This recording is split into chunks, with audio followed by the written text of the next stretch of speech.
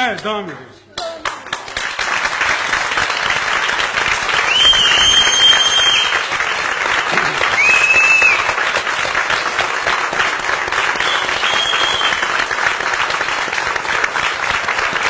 Evet.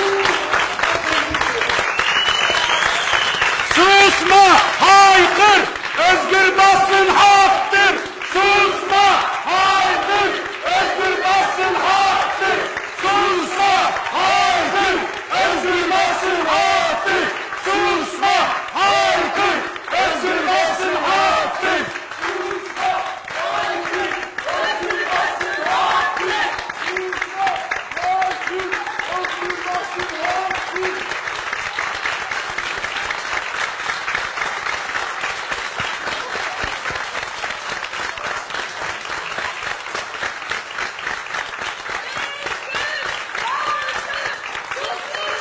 basın haktır.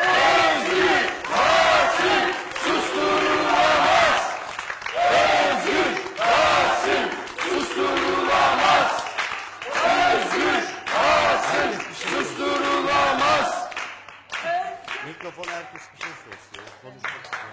Konuşanlar. Verelim mi?